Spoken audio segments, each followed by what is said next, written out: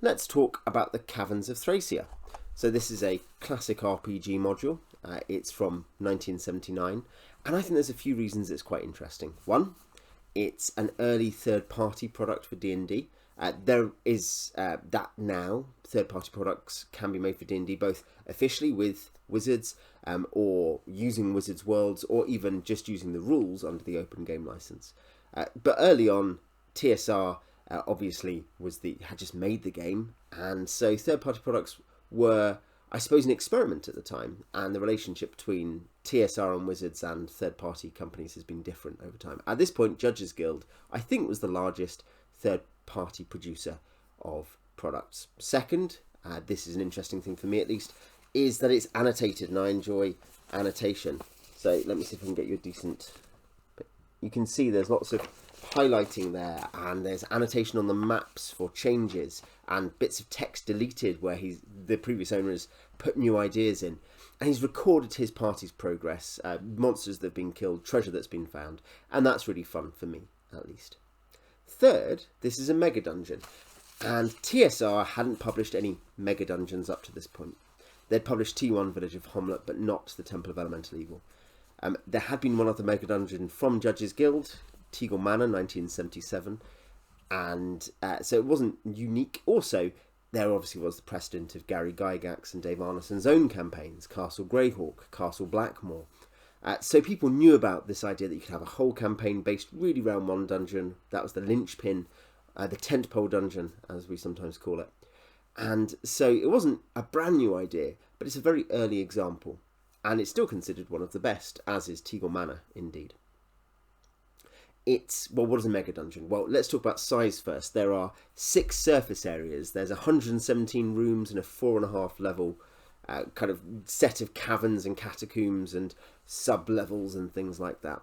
So it's a large dungeon. It's not like, oh, there's 30 rooms or there's 50 rooms. It's 117 rooms in a very complex environment over many, many levels. And the idea in a mega dungeon, I think you could sum up, is that the world outside the dungeon is of secondary importance. Working out the mysteries of the environment is the point. The natural downside is it may seem to lack variety, but classic mega dungeons try to mitigate that by offering variety within the environment. So they might have different factions, there might be different sub-environments or demi-planes, and I guess that's an obvious example to draw from Castle Greyhawk. The only things that Gary Gygax published at TSR from Castle Greyhawk were demi-planes and mirrors into other worlds, that sort of thing.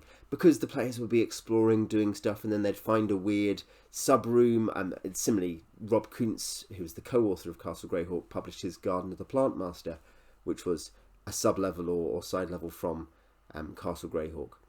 You'd find this Garden of the Plant Master. You'd go through a magical mirror and you'd be in the land beyond the magic mirror, or the Bottle City. You'd go inside a city in a bottle, which is another Rob Kuntz Castle Greyhawk mini level. So that was how you added variety, as well as all the kind of, oh, this is the Knoll layer, or this is where the Mad Wizard lives. But the upside is that it's a closed environment with a particular meta mystery, usually of some kind, and basically there's less prep needed of the kind of, well, where are they going to go next? It's a ready-made campaign, and there is, as I say often, not necessarily a single mystery, but is a certain kind of feel and a certain kind of arc of discovery. There is a history in this one for the DM, the Dungeon Master, fairly early on, I guess, yeah, on page 6. It's a page and a half, more or less, of text. And that summarises the history of this mega dungeon. So what is this mega dungeon? Well, once there was a Lizardman Empire, and they made caverns, but they in time declined, they became decadent. Eventually the rising humans enslaved them, and other beastmen, minotaurs, gnolls, hyena men, carving out the complex set of caverns that now exist underneath the Lizardman caverns. But human civilization eventually fails, and beastman civilization rises in the caverns. And this explains the layers and their logic. The tech is broken from the past, but it's not totally broken. There's retrograde lizardmen and human tribes in the upper levels, in the ruins, but further down, a Minotaur king and his many servants live in a much more advanced, semi-functional situation. So it sounds interesting, I suppose, I think anyway. And it's certainly historically important as one of the first published mega dungeons. But why is it worth talking about 42 years on? Well, I think it is. The last review I did was G102 against the Giants. Compared to that, let's talk about the fact that it's, like that, readable. The text is bigger. Now, that's mostly good in that it's easier on the eyes. It does mean it takes up more space. The entries are on average longer. There's a more conversational style, which is mentioned in the intro. The author says very clearly, look, you know, you should make this your own, which is always, I think, something that you know, but it's good to hear. There are downsides and upsides to this style of readability, conversational large text. It's longer physically than it would need to be if it was smaller text. The conversationality sometimes means that it takes longer than it needs to tell you the facts. But basically, it's not hard to understand most of the rooms. You sometimes have to read past the conversationism. I think I did actually have a good example of that on page 23. This, after a couple of rooms full of bat guano, it says 4 Centipede Chapel. This room is not full of bat guano. It contains a pile of rubble that appears to have once been a winged robed female figure. Imagine the statue Winged Victory in a heap. Crawling about the room are 19 centipedes, bright red in colour. AC 9, quarter hit dice. Damage, poison, +4 saving throw. Hit points 1 times 9, 2 times 10. There's been a recent struggle in the room. Several additional centipedes lie mashed on the floor, currently being hastily cleaned up by their still living fellows, and some blood has been spilled. That's a good example of the style and whether or not you'll like the style. It's not too lengthy, it's not too verbose, it's chatty and friendly, and that is mostly a good thing. Also, the maps are good. One, they're very clear. I'll show you one example. One, they're very clear. And two, they are detachable, which is interesting. Well, they're not detachable, rather. They're easily detached. Mine have been cut out, but they are not connected to text. They are on their own. And it does mean you can cut it out and put it on the table, which is actually a really good idea. It's like having a map pack. Second, so one, it's readable. Second, is naturalistic. The environments make sense. Sometimes the key gives you too much detail about why it's all happened, but the relations between factions and stray monsters and environmental hazards, they're all good. They all make sense. And if you as the DM buy the environment, your players are that much more likely to. This is one reason why it's okay sometimes for a module to say, this relates to this, this is how this has happened. You really don't want too much of that, but a tiny bit sometimes can help you think, the logic is that this is connected to this.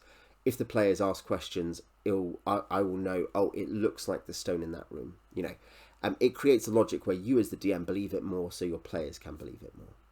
And mega dungeons are all about players investing and believing in an environment.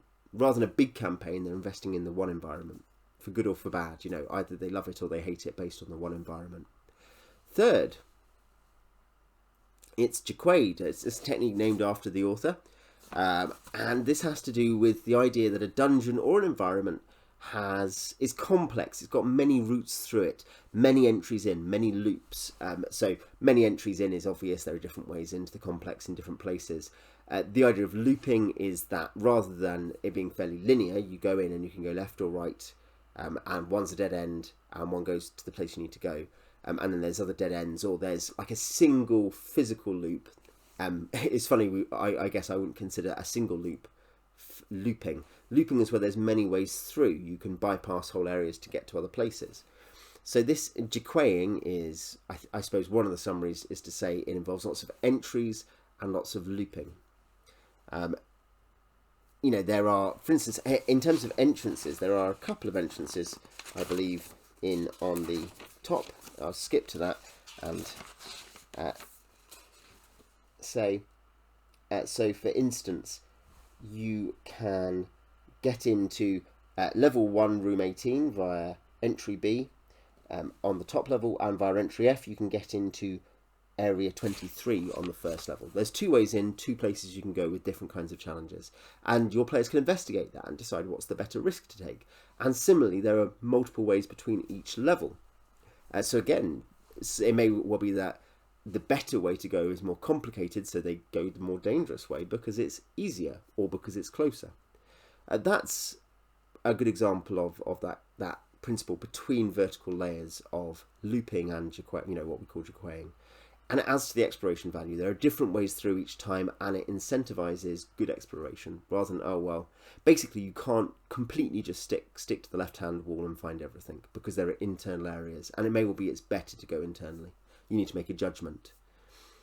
And there are a variety of environments.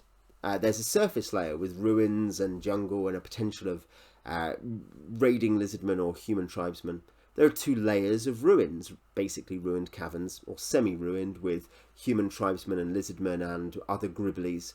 Then there's an underground garden paradise that's still really nice. That involves a dryad that's been trapped, well, lots of dryads, one of whom's been trapped by the evil Minotaur King. There's a palace with the Minotaur King and his dogmen, the gnolls.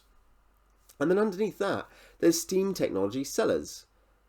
So there's all these different fields, mechanical area or a steam area, I guess.